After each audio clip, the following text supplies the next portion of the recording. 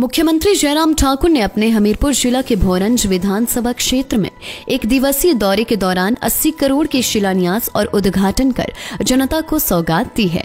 मुख्यमंत्री जयराम ठाकुर ने विभिन्न योजनाओं के 8 शिलान्यास और SC छात्रावास का उद्घाटन किया।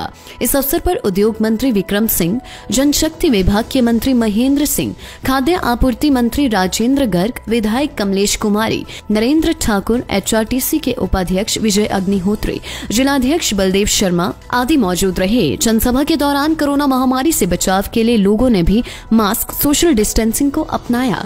कोविड-19 के दौरान पहली बार जनसभा में पहुंचे मुख्यमंत्री जयराम ठाकुर ने लोगों से अपील की है कि कोरोना महामारी से एहतियात बरते और बीमारी को हल्के में न ले। उन्होंने कहा कि कोरोना की वजह से सभी चीजें प्रभावित हुई है, लेकिन अब महसूस किया है कि लोगों के बीच में जाकर विकास को गति देने की जरूरत है ताकि लोगों को इसका लाभ मिल सके।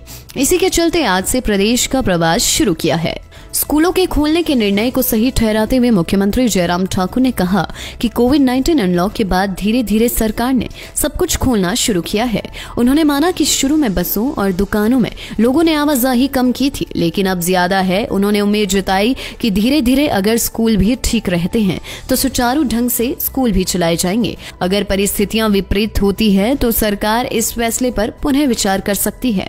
देखिए, दोनों पार्टी के अंदर हैं और पार्टी में किसी प्रकार की बातों को लेकर के इस तरह से करने की आवश्यकता नहीं मैं महसूस करता हूं, क्योंकि छोटी मोटी बातें चलती रहती हैं। पार्टी बहुत बड़ी पार्टी है, हम उसका कोई रास्ता निकालने की कोशिश कर रहे हैं। बता दो, अभी हुआ है, अभी मंत्रिमंडल हमारा संपूर्ण है, पूरा का पूरा मंत्रिमंडल, और विभाग जिन को जो देने थे वो दिए गए हैं, काम कर रहे हैं। कैबिनेट मंत्री सरवीन चौधरी और विधायक रमेश धवाला की नाराजगी पर मुख्यमंत्री जयराम ठाकुर ने कहा कि दोनों पार्टी में है और पार्टी की अर्थकलह पर टिप्पणी करने की आवश्यकता नहीं है।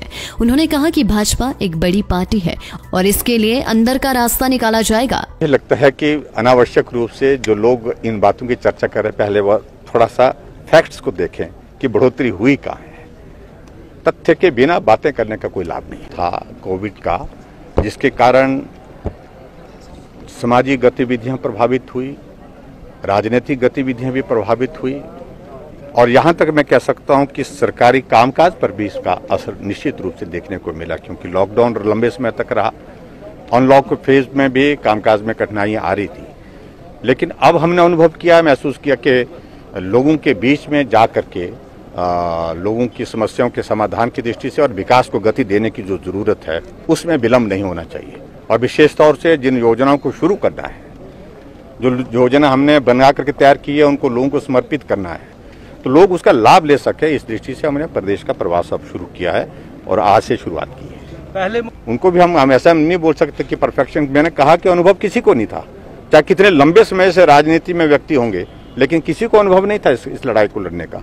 लेकिन फिर भी जो हमको इस सारी चीज का अध्ययन करने के बाद अनुभव के हिसाब से जो लग रहा था वो हमने जो किया, उसके कारण हिमाचल अभी तक भी बाकी राज्यों की तुलना में बेहतर परिस्थिति है। लाइफ टाइम्स टीवी के लिए हमीरपुर से इस सिंह की रिपोर्ट। हिमाचल प्रदेश की हर बड़ी खबर और लाइव कवरेज जानने के लिए हमें फेसबुक पर लाइक और फॉलो करें।